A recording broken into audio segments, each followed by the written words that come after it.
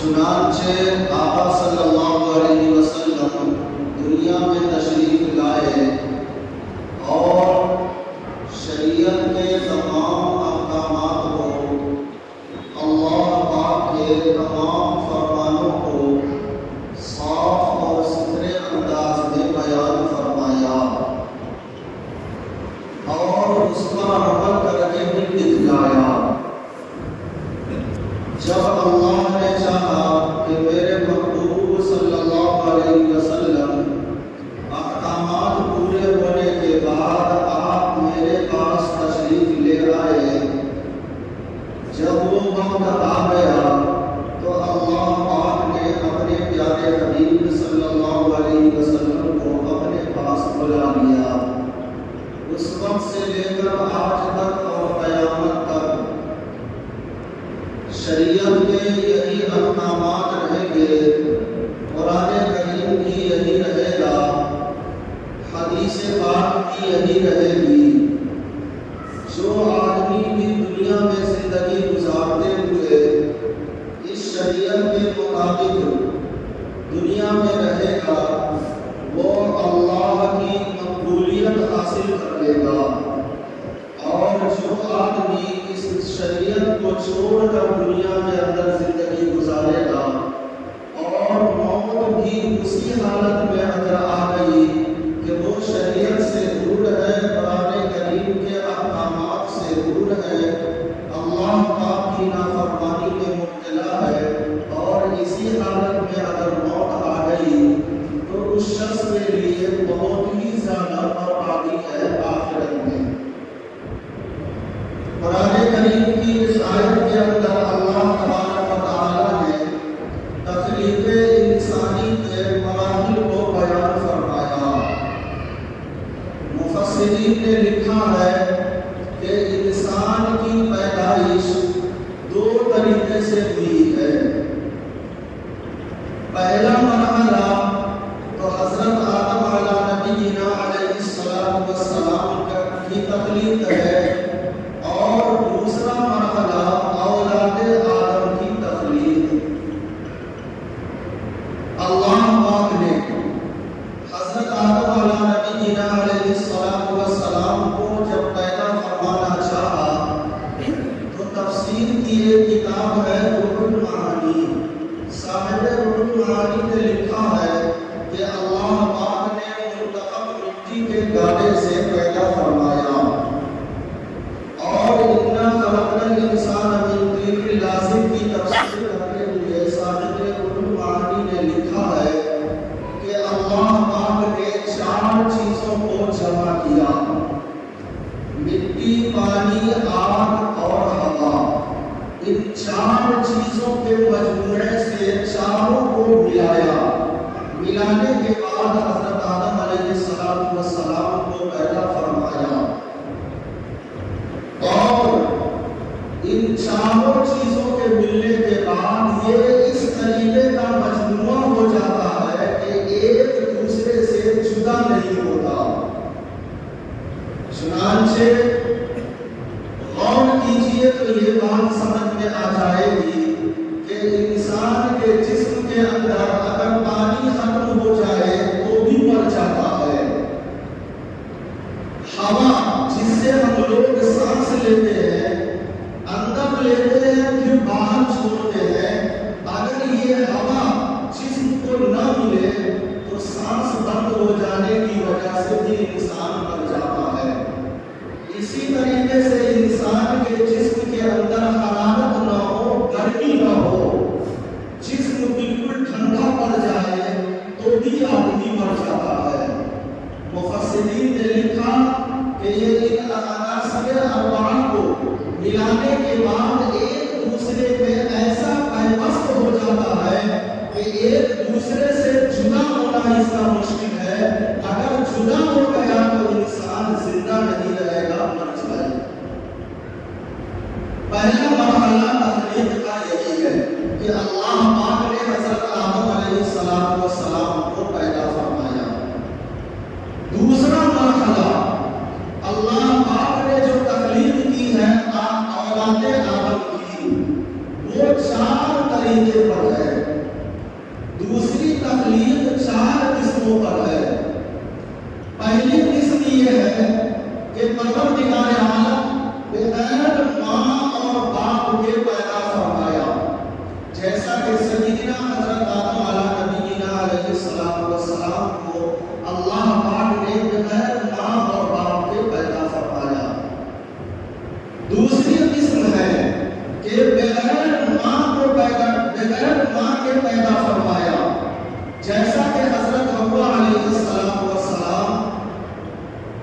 اللہ پاک نے حضرت حوا علیہ السلام کو حضرت آدم علیہ السلام کی پسند سے پیدا فرمایا۔ حدیث پاک کے اندر لکھا ہوا ہے، اللہ کے پیارے حبیب جناب محمد رسول اللہ صلی اللہ علیہ وسلم نے فرمایا کہ اللہ پاک نے حضرت حوا علیہ السلام کو حضرت آدم علیہ السلام کی اوپر والی پسند سے پیدا فرمایا۔ دوسری قسم یہ ہے۔ تیسری قسم جو اللہ پاک نے انسان کی تخلیق کی ہے وہ بغیر باپ کے پیدا فرمایا، جیسا کہ سیدنا حضرت عیسیٰ علیہ السلام کو اللہ پاک نے بغیر باپ کے پیدا فرمایا۔ چوتھی قسم جو اللہ پاک نے اختیار کیا ہے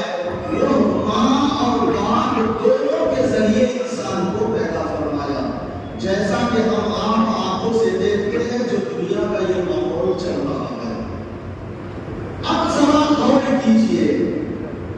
چونکہ ہماری نظروں کے سامنے ہم دیکھتے ہیں کہ ماں باپ کے ذریعے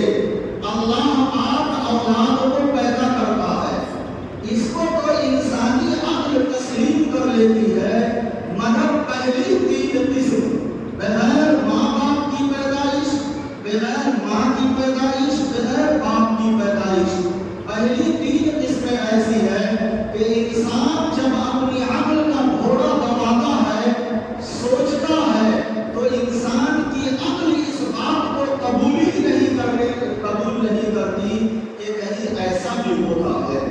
انسان کی عقل وہاں جا کر حیران و پریشان ہو جاتی ہے اور سوچنے پر مجبور ہو جاتی ہے، مگر انسانی عقل اس کو تسلیم نہیں کرتی۔ مگر قرآن کریم اور احادیث کے ذریعے، نصوص قطعیہ کے ذریعے یہ بات معلوم ہوتی ہے کہ پہلی 3 قسمیں تھی، پروردگار عالم نے اپنی قدرت کاملہ سے 3 طریقے سے انسان کو پیدا فرمایا، تب جا کر انسان اس بات کو ماننے کو تیار ہوتا ہے۔ اب اللہ پاک نے انسان کو دنیا میں پیدا فرمایا، پیدا فرمانے کے بعد اس دنیا کا خلیفہ اور نائب بنایا، خادم بنایا اس دنیا کا۔ حدیث کے اندر ہے، اللہ نے پیارے حبیب جناب محمد رسول اللہ صلی اللہ علیہ وسلم نے فرمایا کہ پروردگار عالم نے اس دنیا کو سب و شاندار بنایا ہے، بڑا حسین و جمیل اور خوبصورت بنایا ہے۔ اتنا حسین و جمیل خوبصورت اس دنیا کو بنایا ہے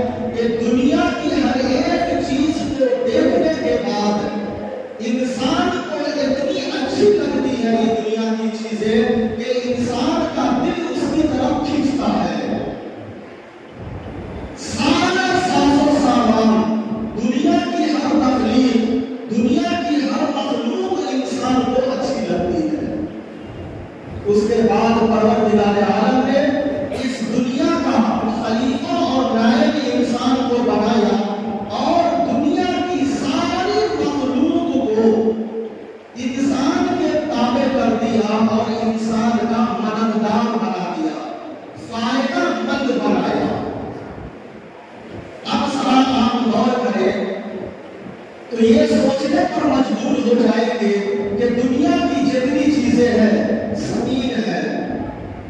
جانور ہے، چرند پرند ہے، اور جانور کی جتنی شکلیں ہیں، بیل، بھینس، اسی طریقے سے گھوڑے، اونٹ، ہاتھی وغیرہ وغیرہ، جانور، بکریاں وغیرہ، ان چیزوں کے فوائد تو ہمیں سمجھ میں آتے ہیں کہ آدمی گھوڑا، اونٹ، ہاتھی ہو، ان چیزوں کے ذریعے فائدہ حاصل کرتا ہے، لیکن سانپ، بچھو وغیرہ جو زہریلے جانور ہیں، یہ انسانوں کے لیے فائدہ مند کیسے ہے؟ جبکہ ہم لوگ دیکھتے ہیں کہ بسا اوقات یہ زہریلے جانور اگر ڈس لیتے ہیں تو انسان مر بھی جاتا ہے۔ اس کا جواب کتاب کے اندر یہ لکھا ہوا ہے کہ ظاہر سی بات ہے کہ ظاہری اعتبار سے یہ زہریلے جانور تو انسان کو موت تک پہنچا دیتے ہیں، مگر آپ حکیموں سے جا کر کے، طبیبوں سے جا کر کے پوچھ لیجئے کہ یہ سانپ، بچھو وغیرہ جتنے زہریلے جانور ہیں، یہ سب کے سب ایسی ایسی دوائیاں اس سے بنتی ہے جس سے انسان موت کے منہ سے بچ جاتا ہے۔ چونکہ اللہ نے یہ پیدا فرمایا، اور حدیث کے اندر ہے کہ آقا مدنی جناب محمد رسول اللہ صلی اللہ علیہ وسلم نے فرمایا کہ دنیا کے اندر جتنی مخلوقات ہے، جنات ہو، جانور ہو، وغیرہ وغیرہ، یہ چرند پرند، کیڑے مکوڑے، سانپ، بچھو، یہ سب کے سب انسان کے فائدے کے لیے ہے اور انسان کے طاقت بنایا۔ ذرا غور کیجئے، ہاتھی کے اندر کتنی طاقت ہے، وہ چاہے تو مکان کو گرا دیتا ہے، ایسے ایسے درخت جو بالکل مضبوط ہوتے ہیں جب سے اٹھا کر دیکھ دیتا ہے، پھر بھی اس ہاتھی کو انسان ہی کنٹرول کرتا ہے، جبکہ انسان کی طاقت اس کے سامنے میں کچھ بھی نہیں۔ بیل، بھینس کی طاقت، گھوڑے کی طاقت آپ دیکھ لیجئے کہ یہ سواری کے کام آتے ہیں، کئی کوئنٹل کا وزن اپنے پیٹھ پر لاد کر کے چلتا ہے، جو انسان کے طاقت کے مقابلے میں، انسان کی طاقت اس کے مقابلے میں کچھ بھی نہیں ہے۔ پھر بھی جب انسان کے سامنے آتا ہے تو اپنا سر جھکا دیتا ہے، اور انسان جیسے چاہتا ہے اس سے فائدہ اٹھاتا ہے، اور جس طریقے سے چاہتا ہے اس کو استعمال کرتا ہے، اور وہ جانور اتنے طاقتور انسان کے سامنے میں سر جھکائے ہوا ہوتا ہے۔ ایک سانپ جو زہریلا جانور ہے، اکثر و بیشتر لوگ اس کو دیکھ کر بھاگتے ہیں اور ڈرتے ہیں، مگر انسان کو بھی کنٹرول کون کرتا ہے؟ سانپ کو بھی کنٹرول ایک انسان ہی کرتا ہے۔ ستیرا کو دیکھ لیجئے، جو بھی وہ حکمت اختیار کرتا ہے، انسان ہی اس کو قبضے میں کرتا ہے، کنٹرول کرتا ہے۔ پتہ چلا کہ اللہ کے نبی صلی اللہ علیہ وسلم نے فرمایا کہ دنیا کی تمام مخلوقات کو اللہ نے انسان کے تابع، انسان کا فرما بردار بنایا اور انسان کے فائدے کے لیے بنایا ہے، اور اللہ نے اس دنیا کا خلیفہ اور حاکم انسان کو بنایا، اور پورا اختیار انسان کو دے دیا کہ میرے بندو، اس دنیا کی ساری چیزوں سے تم فائدہ اٹھاؤ، جیسے چاہو ویسے ان چیزوں کو استعمال کرو۔ مکمل اختیار دینے کے بعد پھر اللہ پاک نے اس انسان پر ذمہ داریاں بھی رکھی ہے، یوں ہی آزاد نہیں چھوڑا بلکہ ذمہ داری رکھی، اور اللہ پاک ذمہ داری دے دینے کے بعد ہر وقت، ہر آن اللہ پاک انسان کی تمام حرکتوں پر نگاہ رکھے ہوا ہے۔ آدمی صبح کو اٹھتا ہے، شام تک جانور کی طرح سے کماتا ہے، کھاتا ہے، سب کچھ کرتا ہے، شام کو آ کر کے کھانا کھایا، سو گیا، نہ صبح کو اللہ کی یاد آئی، نہ دن کو اللہ کو یاد کیا، نہ شام کو اللہ کو یاد کیا، پوری رات سونے میں گزار دیا، پھر صبح کو اپنے کام کاج میں نکل جاتا ہے۔ مگر اللہ نے پیارے حبیب جناب محمد رسول اللہ صلی اللہ علیہ وسلم نے فرمایا کہ میری امت کے لوگوں، اللہ کے بندو، تم اللہ کو چھوڑ دو گے، اللہ کو چھوڑ کے اللہ کی یاد سے تم غافل ہو چکے ہو، مگر پروردگار عالم ہمیشہ رات و دن صبح و شام تمہارے اوپر نظر رکھے ہوا ہے، تمہاری ایک ایک حرکتیں نوٹ ہو رہی ہے۔ دن کے اجالے میں، رات کے اندھیرے میں تم اللہ کی فرمانبرداری کرتے ہو یا گناہ کرتے ہو، یہ سب تمہارا نوٹ ہو رہا ہے۔ کرام کاتبین، اللہ کے دو فرشتے ہر ایک انسان کے ساتھ لگے ہوئے ہیں، جو ہماری تمام حرکتوں کو، تمام عمل کو، تمام گناہوں کو، یہ عمل ہمارا چاہے اچھا ہو یا برا ہو، ان تمام چیزوں کو نوٹ کر رہا ہے۔ یہ دنیا کی زندگی صرف آزاد ہو کر کے گزارنے کے لیے نہیں بنائی ہے اللہ نے، تو پروردگار عالم نے دنیا کو بھی بنایا، انسان کو اس میں رکھا، انسان کو اس کا حاکم بھی بنایا، انسان کو اختیار بھی دے دیا کہ اللہ کی دی ہوئی نعمت سے تم فائدہ اٹھاؤ، اور ساتھ میں اللہ نے ذمہ داری بھی ڈال دی، اور اللہ ہر وقت دیکھ بھی رہا ہے اپنے بندوں کو۔ چاہے ہم لوگ تو یہ سوچتے ہیں کہ رات کے اندھیرے میں پوری دنیا سو رہی ہے، اس کا فائدہ اٹھا کر کے ہم جو چاہے گناہ کر لیں، یہ دنیا والے تو نہیں دیکھ رہے ہیں، مگر اللہ پاک دیکھ رہا ہے۔ بند کمرے کے اندر، بند روم کے اندر ہم چاہے جو بھی حرکتیں کر رہے ہو، رات کو یا دن کو، یہ دنیا کے لوگ نہیں دیکھ رہے ہیں، مگر پروردگار عالم بھی وہاں موجود ہے۔ قرآن کریم کے اندر اللہ پاک نے فرمایا وَنَحْنُ أَقْرَبُ إِلَيْهِ مِنْ حَبْلِ الْوَرِيدِ، اللہ پاک انسان کے شہ رگ سے بھی زیادہ قریب ہے،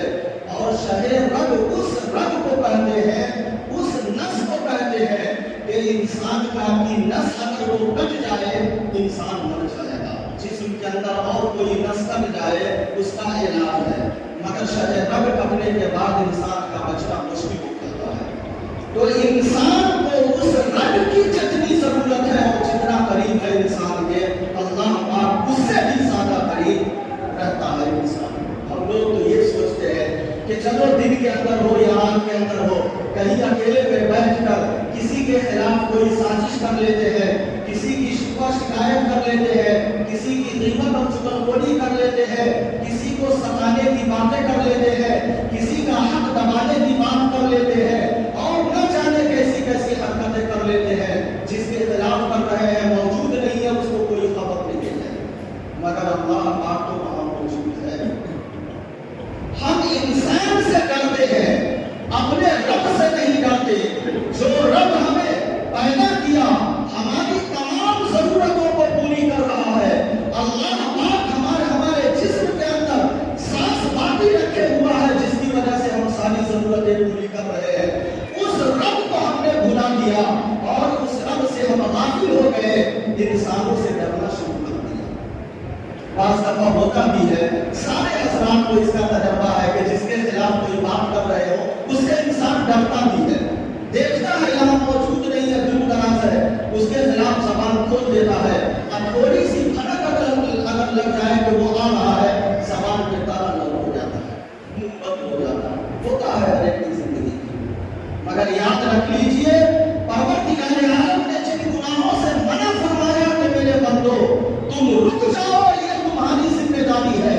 جو ہم نے کرنے کو کہا وہ کرو، اور جس سے رکنے کو کہا تم اس سے رک جاؤ، یہ اللہ پاک نے ہمارے اوپر ذمہ داری رکھی ہے، اور اللہ پاک دیکھ بھی رہا ہے کہ اس ذمہ داری کو ہم کتنا نبھا رہے ہیں۔ اب اگر بندہ اس دنیا میں جیتے ہوئے اللہ نے جو ذمہ داری رکھی ہے اس ذمہ داری کو پورا کر لیتا ہے، چاہے وہ کرنے کا ہو یا رکنے کا ہو،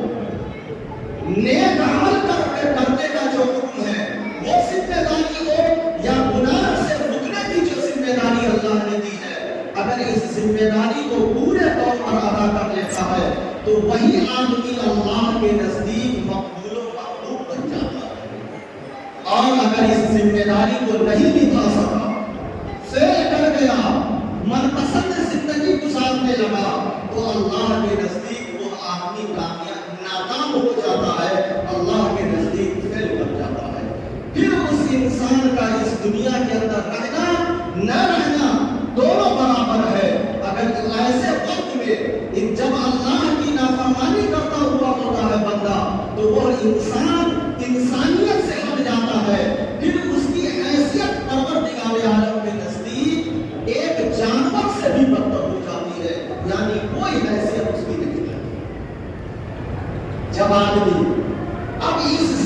بیماری کو پورا کر لیتا ہے،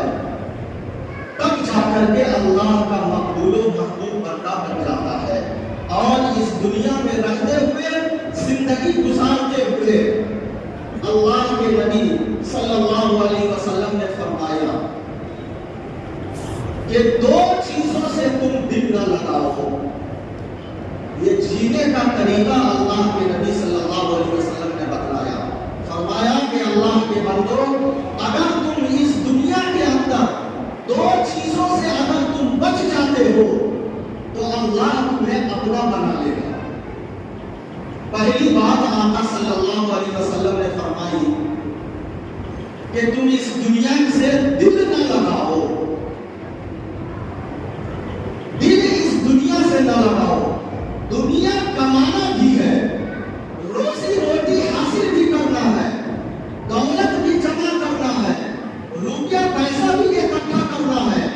دنیا کی ضرورتوں کا خیال بھی رکھنا ہے۔ ایسا نہ ہو، اللہ کے نبی نے فرمایا کہ ایسا نہ ہو کہ سارا کام کاج چھوڑ کر کے مسجد میں آ کر کے بیٹھ جاؤ یا گھر کے کسی کونے میں بیٹھ کر صرف اللہ اللہ کرتے رہو۔ نہیں، کھاؤ گے کہاں سے؟ اور جن پیٹ کے اندر دانا نہیں جائے گا، انسان چند دنوں میں مر جائے گا۔ اللہ نے فرمایا، نبی پاک صلی اللہ علیہ وسلم نے فرمایا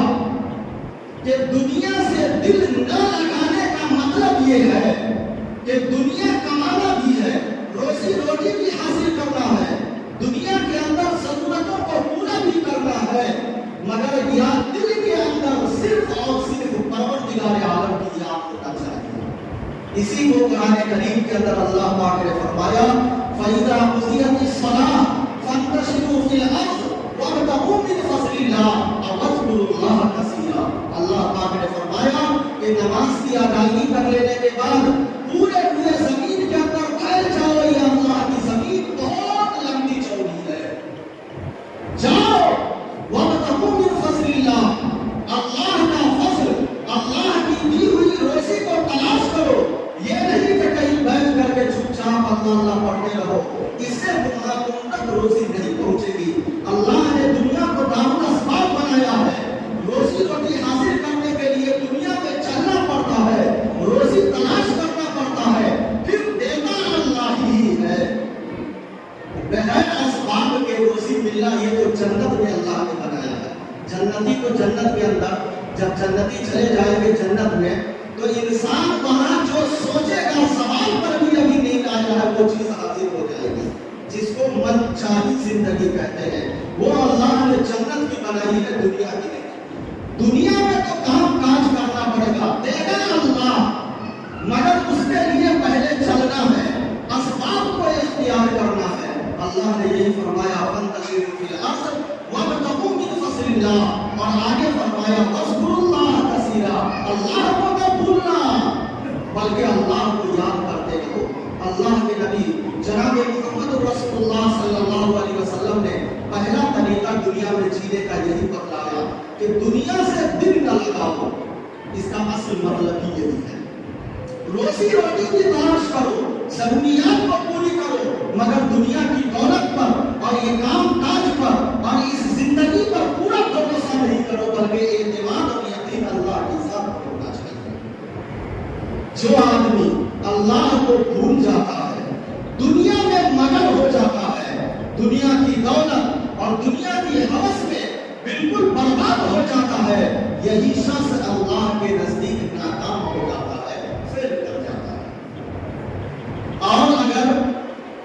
دنیا بھی حاصل کر رہا ہے، اللہ کو یاد بھی کر رہا ہے، اللہ کی فرما برداری بھی کر رہا ہے، جیسا کہ صحابہ کرام رضوان اللہ تعالی علیہم اجمعین نے دنیا بھی حاصل کیا، کام کاج بھی کیا، ضرورتوں کو بھی پوری کیا، اور دنیا سے دل نہیں لگایا بلکہ اللہ سے دل لگایا۔ ہمارے اکابر علماء جیسا کہ حضرت امام اعظم ابو حنیفہ رحمۃ اللہ علیہ، جن کی مسلک پر ہم تمام لوگوں کا عمل ہے، یہ ایک اپنے زمانے کے زبردست اور بہت بڑے تاجر تھے، تجارت کا پیشہ انہوں نے اختیار کیا تھا، مگر اللہ کے حکم کی نافرمانی زندگی میں بقی نہیں کی، تو اللہ نے وہ دولت ان کو دیا، دنیا بھی دیا، علم کی دولت بھی اللہ نے دیا، اور وہ اپنے زمانے کے امام بنے، بڑے محدث، بڑے مفسر، جن کے مسلک پر آج ہم تمام لوگوں کا عمل ہے۔ دوسرا طریقہ اللہ کے پیارے حبیب جناب محمد رسول اللہ صلی اللہ علیہ وسلم نے دنیا میں جینے کا دوسرا طریقہ بتلایا، اور وہ دوسرا طریقہ یہ بیان فرمایا اللہ کے نبی صلی اللہ علیہ وسلم نے کہ عورتوں سے دل نہ لگاؤ۔ بڑا مسئلہ پیچیدہ ہے عورتوں سے دل نہ لگانے کا، لیکن اللہ کے نبی کا فرمان ہے۔ اللہ نے دوسرا طریقہ بتایا کہ عورتوں سے دل نہ لگاؤ۔ اب اس کا یہ مطلب نہیں ہے کہ عورتوں کو سے بالکل دور ہو جاؤ۔ اللہ کے نبی صلی اللہ علیہ وسلم کے فرمان کا مطلب یہ ہے کہ شادی بیاہ بھی کرنا ہے، ماں بہن اور بھائی دنیا کے اندر جو رشتہ داریاں ہیں ان سب کو نبھانا ہے، بیوی کے حقوق کو بھی ادا کرنا ہے، بیوی کی ضروریات کو بھی پوری کرنا ہے، اور اسی طریقے سے بیوی پر بھی لازم ہے کہ وہ شوہر کا پورا خیال بھی اس کو رکھنا ہے، شوہر کے حقوق کی بھی ادائیگی کرنا ہے، اور دونوں مرد اور عورتیں دونوں کو اللہ نے یہ حکم دیا کہ عورتیں مرد سے دل نہ لگانے کا مطلب یہ ہے کہ ان تمام حقوق کی ادائیگی کرنے کے کرنا بھی ہے دنیا کے اندر، مگر دل اللہ سے لگانا ہے اور اللہ کی یاد دل کے اندر ہمیشہ رکھنا ہے، اللہ کا خوف اور ڈر ہمیشہ دل کے اندر رکھنا ہے۔ یہی حکم مردوں کو بھی دیا اور فرمایا کہ کہیں ایسا نہ ہو کہ یہ دنیا کے چکر میں پھنس کر کے، عورتوں کے چکر میں پھنس کر کے تم گناہ کر بیٹھو اور اللہ کو تم بھول نہ جاؤ۔ اس لیے کہ آج جو دنیا کے حالات چل رہے ہیں، مرد و زوج کا اختلاط اور عورت و مرد کا ایک جگہ بے پردہ اکٹھا ہونے کی وجہ سے گناہ کے راستے جتنے کھلے ہیں اتنے زیادہ کھل گئے ہیں کہ کل تک جو آدمی بڑا متقی پرہیزگار کہلاتا تھا، جو گھرانہ دیندار کہلاتا تھا، جس گھرانے کی ہماری بہو اور بیٹیاں دیندار کہلاتی تھی، آج اس کے سامنے میں پردے کا کوئی پاس و لحاظ نہیں رہا۔ ہم مرد ہو کر کے بھی ہم ان سے پردہ نہیں کروا سکتے چونکہ ہم خود راہ راست پر نہیں ہیں۔ نتیجہ یہ ہو جاتا ہے کہ آدمی دین سے دور ہو گیا اور اللہ کے گرفت میں آ جاتا ہے، اللہ کی پکڑ میں آ جاتا ہے، پھر اللہ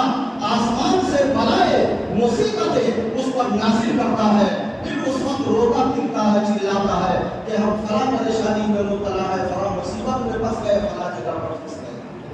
پھر وہاں رونے اور چلانے سے کچھ بھی نہیں ہوتا ہے۔ اس مصیبت سے نکلنے کا ایک ہی طریقہ ہے کہ پہلے انسان اپنے گناہوں سے بچے، اپنی زندگی پر غور و فکر کرے کہ ہماری زندگی کے اندر کتنے گناہ لگے ہوئے ہیں، اللہ کی نافرمانیاں کتنی ہم سے ہو رہی ہے، اللہ کے حکم کے خلاف کتنا وقت ہمارا گزر رہا ہے، غور و فکر کرے، یاد آ جائے تو اللہ کے سامنے روئے، گر گرائے، اپنے گناہوں سے معافی مانگے، پھر اپنے دل کو صاف اور ستھرا کرے اور اللہ کے ساتھ اپنا دل لگائے، پھر وہی رب ہمیں پریشانیوں سے نکالے گا۔ قرآن میں اللہ نے اعلان فرما دیا ان اللہ لا یغیر ما بقوم حتی یغیروا ما بانفسہم واذا اراد اللہ بقوم سوءا فلا مرد لہ۔ جب اللہ پاک کی پکڑ آتی ہے وما لهم من دونه من وال، تو پھر اس وقت انسان کا کوئی یار و مددگار نہیں ہوتا سوائے اللہ۔ تو اللہ کے پیارے حبیب صلی اللہ علیہ وسلم نے یہ دونوں طریقہ دنیا میں زندگی گزارنے کا بیان فرمایا کہ دنیا کو حاصل بھی کرو، دولت بھی کماؤ، مگر دل نہ لگاؤ، اپنی عورتوں کے تمام حقوق کی ادائیگی بھی کرنا ہے، چونکہ بیوی بچوں کا حق ادا کرنا مردوں کے ذمے فرض ہے۔ اگر کوئی مرد آ کر کے اپنے بیوی بچوں کے حقوق میں کوتاہی کرتا ہے تو ایک فرض کے اندر کوتاہی کرتا ہے، کل قیامت کے دن اللہ پاک بڑی سختی سے سوال کرے گا۔ تو دل نہ لگانے کا عورتوں سے مطلب یہ ہے کہ دل اللہ کے نزدیک ہو۔ حدیث کے اندر ہے، ام المؤمنین حضرت عائشہ صدیقہ رضی اللہ تعالی عنہا فرماتی ہے، ذرا غور کیجئے اور سوچئے، فرماتی ہے کہ آقا مدنی جناب محمد رسول اللہ صلی اللہ علیہ وسلم جب اپنے گھر پر تشریف فرما ہوتے تھے ہم لوگوں کے ساتھ اتنا گھل مل کر کے رہا کرتے تھے کہ ایسا لگتا تھا جیسے کہ دنیا سے آقا صلی اللہ علیہ وسلم کو کوئی مطلب نہیں ہے اور کسی چیز سے کوئی مطلب نہیں ہے. آقا کے سامنے جو ہے وہ ہم ہی ہے.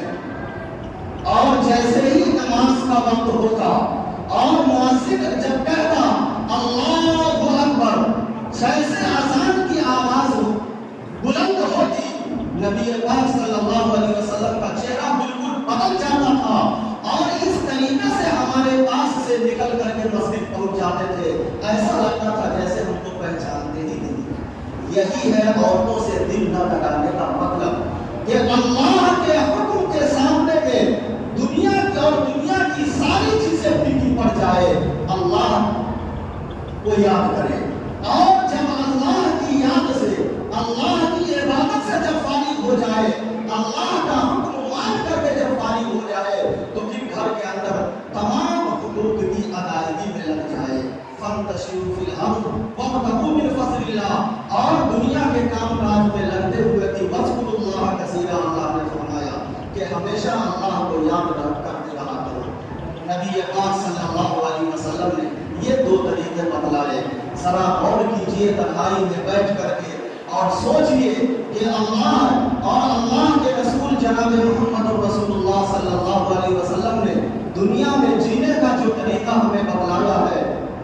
ہم اسی طریقے سے زندگی گزار رہے ہیں یا اس کے خلاف زندگی گزار رہے ہیں. تنہائی میں بیٹھ کر کے اللہ کو حاضر و ناظر سمجھ کر کے غور و فکر کیجئے، سوچئے اگر یہ ہم سے زندگی میں جو گناہ ہو رہے ہیں سمجھ میں آ جائے، پروردگار عالم کے سامنے رو کر گر گرا کر کے توبہ استغفار کیجئے، اللہ پاک گناہوں کو معاف فرما دے گا. اللہ کے نبی صلی اللہ علیہ وسلم نے فرمایا التائب من الذنب کمن لا ذنب له.